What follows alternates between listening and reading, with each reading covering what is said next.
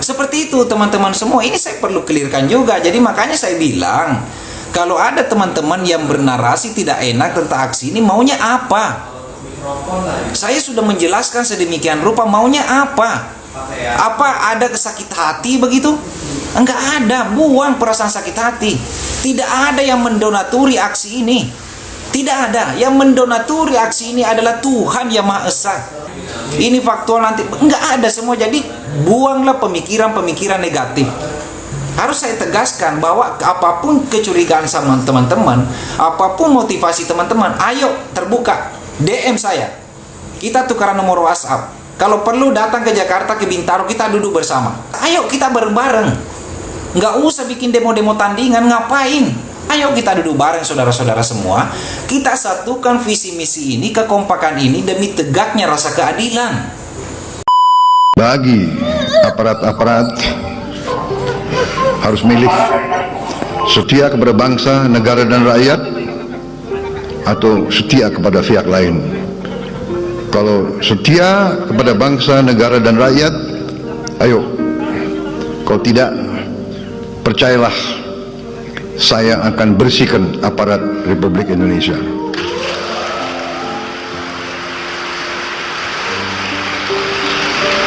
Dan saya yakin dan percaya rakyat Indonesia berada di belakang saya. Teman-teman semuanya, final rapat atau meeting daripada Gerakan Suara Keadilan Netizen untuk mendukung 7 terpidana kasus Cirebon dalam bentuk aksi damai sudah dilakukan hari Minggu kemarin ya. Mungkin akan ada rapat-rapat kecil lagi, tetapi hanya bersifat rapat-rapat teknis persiapannya. Jadi harapan kami panitia, penanggung jawab, koordinator dan ketua koordinator mengharapkan bahwa semua atau seluruh netizen yang menjadi pemerhati untuk kasus ini atau yang punya beban moral, punya keinginan untuk mendukungin kegiatan ini, silakan untuk berpartisipasi. Akan ada kontak-kontak yang bisa dihubungi, bisa dilihat bahwa bisa DM Bang Faktual, Bang Gol, Bang Andi atau saya atau lawyer-lawyer yang bisa dilihat berpartisipasi atau mendukung kegiatan ini, seperti siapa, Kak Sylvia, Bang Denis, Bang RD Lau, Bang Reden Anom, ya, dan lain sebagainya. Silahkan jalur komunikasi mana yang terbaik yang mau dipergunakan. Kita solidkan langkah, kita satukan visi dan misi, mengupayakan pembebasan 7 terpidana kasus Cirebon ini secara konstruksi, hukum yang benar, dan semoga apa yang kita lakukan ini mendapat ridho daripada Yang Maha Kuasa. Semangat, gaskan. Semua adalah pergerakan teman-teman semua, dan ini berempati kepada 7 terpidana, dan saya rasa itulah poin. Jadi masukan netizen semua ditampung ya teman-teman. Jadi di sini tidak ada istilah kelompok. Closing statement dari Bunda Hara, Ladusing, Alex, oke, Pak Yamin, Telur. Closing statement semangat. Nah, beliau Pak Denis ya. Closing statement dari apa yang disampaikan oleh Bang Faktual barusan, judulnya Together We Make It. Bayangkan kalau ada istilah kelompok, maka tentu tidak ketemu nih ya orang-orang yang saling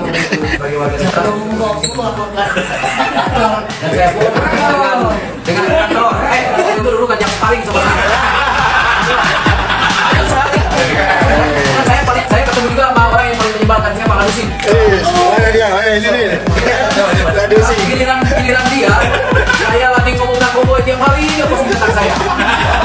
Apalagi dengan Bang Sulaiman. Bang RD Lau ini beberapa malam ini sudah jadi partner, sahabat dan saudara. Siap.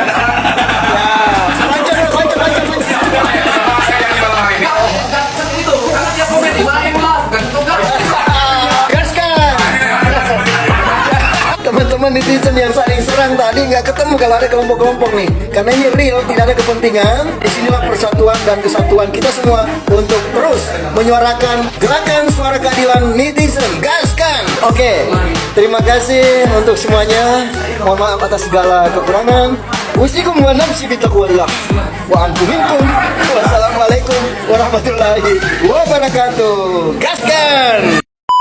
Kalau ada saudara-saudaraku yang mendengarkan narasi-narasi orang dan segala macam, Apalagi kemarin ada saya lihat di salah satu komal tolak aksi damai di gedung DPR RI.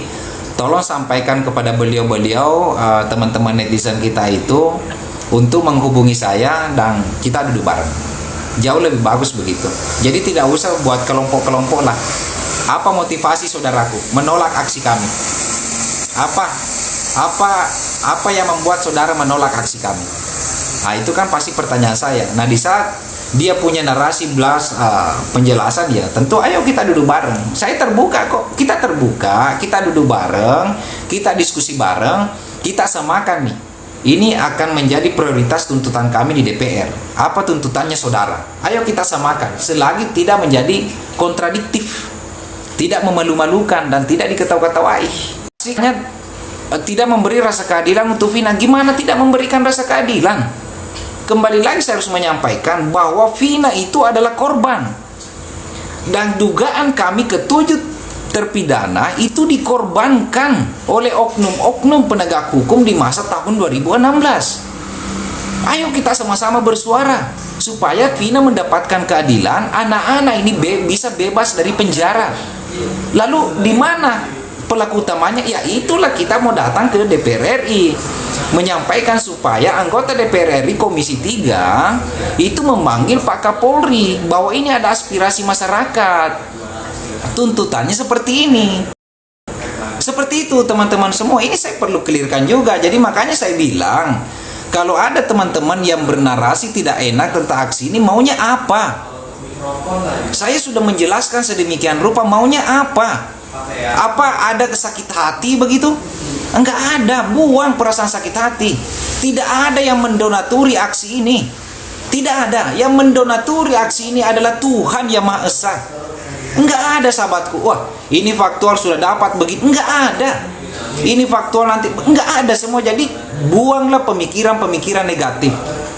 Itu saya perlu pertegaskan kepada teman-temanku juga supaya ini adalah aksi pure dari netizen, rakyat netizen, netizennya Indonesia, di mana kita melihat ada ketidakadilan, di mana kita melihat oknum-oknum penegakan hukum yang semestinya mengayomi masyarakat, melindungi masyarakat, tetapi di kasus Vina Cirebon justru terkesan bahwa ini kasus dimanipulasi. Dan inilah yang akan kita tuntut bersama-sama.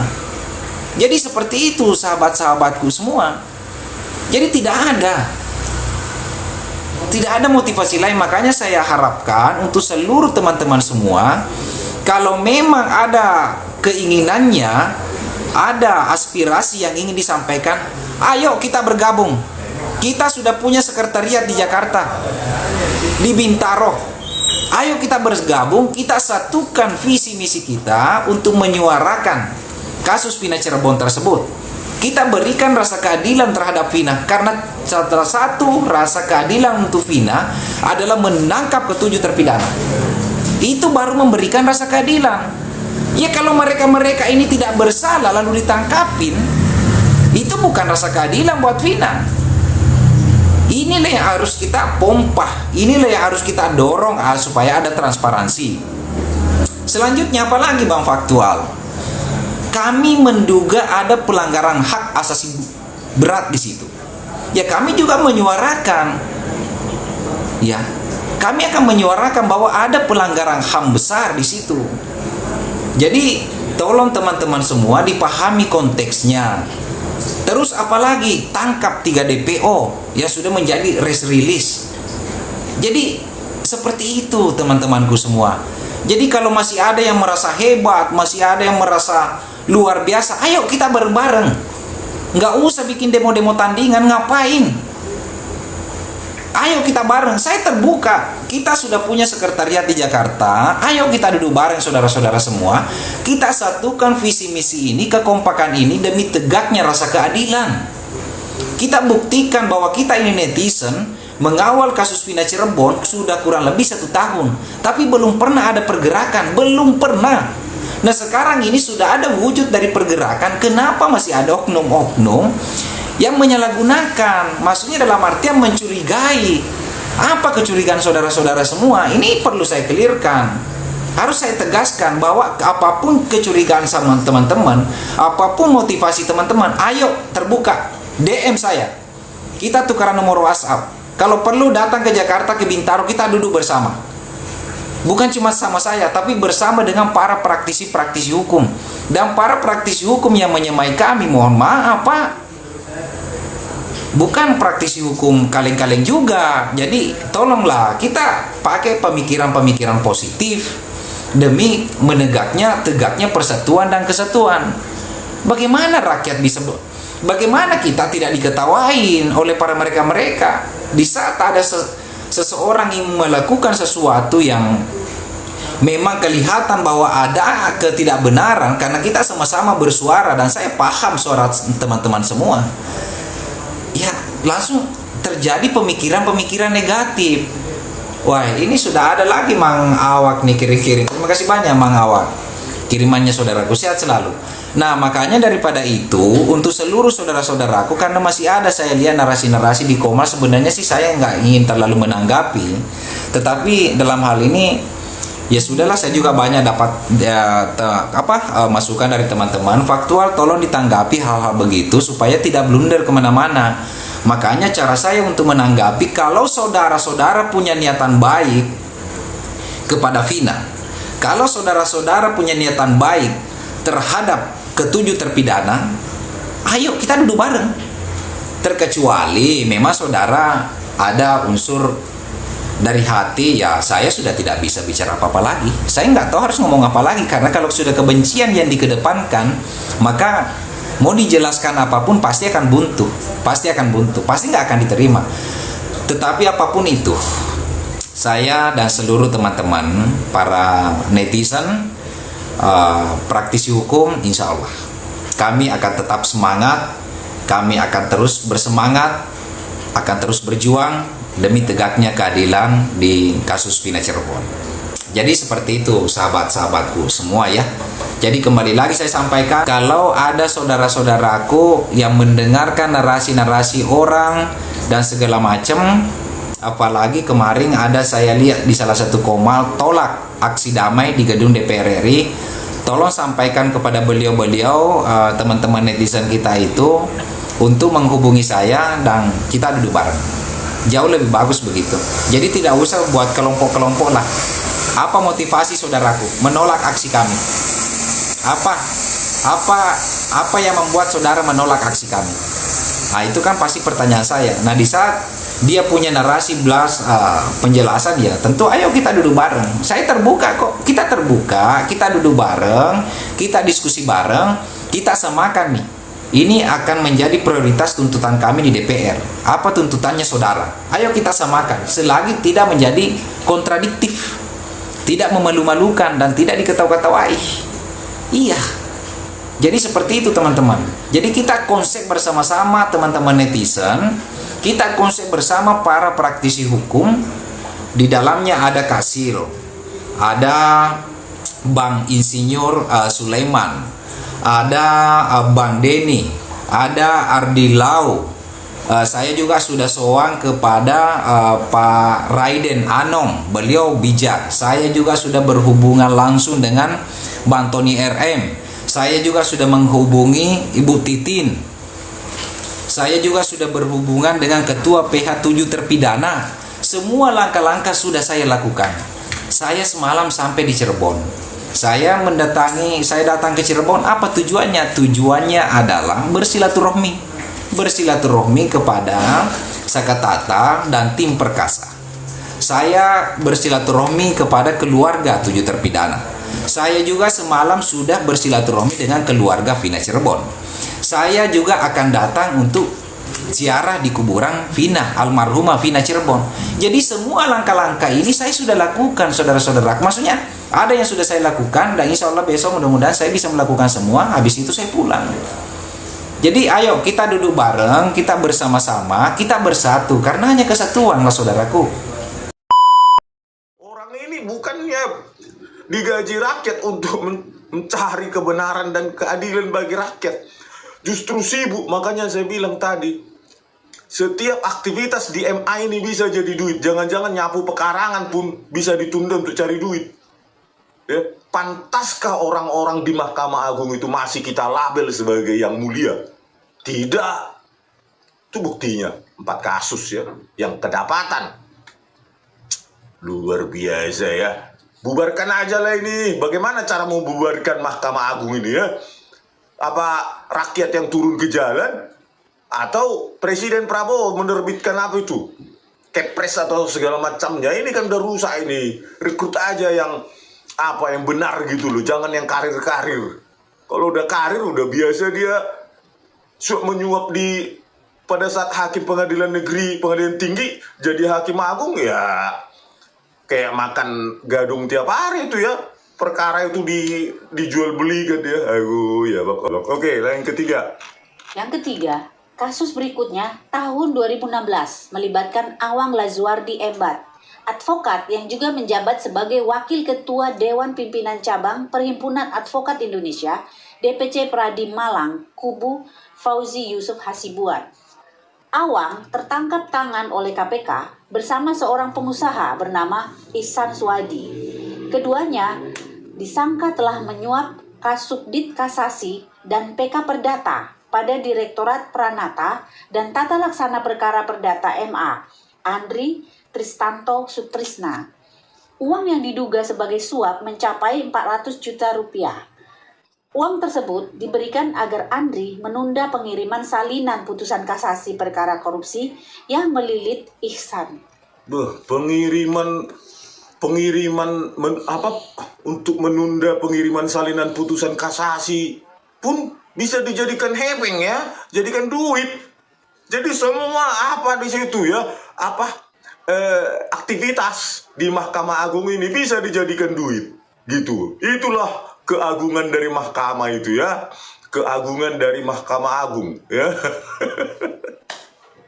Untuk menunda aja salinan putusan kasasi bisa jadi duit. Sama seperti kasus ini ya, penolakan PK 8 terpidana ini. Kita tunggu-tunggu dicantumkan di direktori keputusan MA, kok nggak ada gitu. Udah ada keputusan dibacakan oleh Yanto itu ya, jubir MA itu. Terus saya cari-cari sampai detik ini. Ya pagi ini saya cari nggak ada.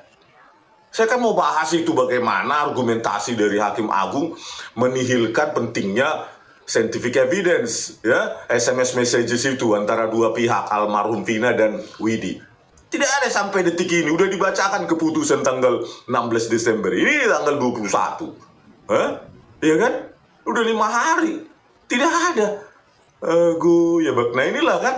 Melibatkan advokat lagi. DPC Pradi Malang. Kubu Fauzi Yusuf Hasibuan saat itu. Ya. DPC Pradi. Bayangkan. Lengkap kan? Antara advokat, pegawai MA, Hakim Agung. Jangan-jangan tukang sapu dengan tukang gosok WC di MA itu pun bisa jadi duit itu ditaruh dia ya kan, saking hebatnya itu aktivitas transaksi perkara itu ya. Aduh, kalau menurut saya bubarkan aja lah ini ya. Aduh, udah kotor kali ya, salinan putusan ditunda-tunda aja bisa jadi duit. Ya Bang. Oke, yang keempat. Kasus yang keempat, tahun 2022 kita dikejutkan dengan OTT yang dilakukan oleh KPK terhadap jaringan mafia penanganan perkara yang akhirnya berujung pada nama Hakim Agung Sudrajat. Dalam pendalamannya, KPK menetapkan 14 tersangka, yaitu Sudrajat Dimyati, Gazalba Saleh, Hakim Justisial sekaligus Asisten Gazalba Prasetyo Nugroho, Staf Gazalba Redi Novariza, Hakim Justisial sekaligus Panitra Pengganti MA Eli Tri Pangestu, dan Hakim Justisial Edi Wibowo. Ini paling parah ya, jaringan mafia ini yang udah paling kental lah ini. Jadi memang kalau mafia perkara ini ya dia belajar dulu. Nah semakin bertambahnya tahun itu makin advance dia ya. Kalau sebelumnya advokat staf di MA, kalau ini melibatkan benar-benar mafiosonya, yaitu Hakim Agung Sudrajat Dimyati, Gazalba Saleh. Nah, ya Gazalba Saleh inilah yang menolak kasasi pembantaian 6 laskar FPI ya, 62,8 miliar kalau nggak salah ya korupsinya, dan TPPU pasal pencucian uang. Oh, ini hakim agung ini, terus hakim justisial loh, asistennya Gajal Basale, Prasetyo, terus yang lainnya juga hakim justisial yang lainnya. Orang ini bukannya digaji rakyat untuk mencari kebenaran dan keadilan bagi rakyat, justru sibuk. Makanya saya bilang tadi, setiap aktivitas di MA ini bisa jadi duit. Jangan-jangan nyapu pekarangan pun bisa ditunda untuk cari duit. Ya, pantaskah orang-orang di Mahkamah Agung itu masih kita label sebagai yang mulia? Tidak. Itu buktinya 4 kasus ya yang kedapatan. Luar biasa ya. Bubarkan aja lah ini. Bagaimana cara mau bubarkan Mahkamah Agung ini ya? Apa rakyat yang turun ke jalan? Atau Presiden Prabowo menerbitkan apa itu? Kepres atau segala macamnya. Ini kan udah rusak ini. Rekrut aja yang yang benar gitu loh. Jangan yang karir-karir.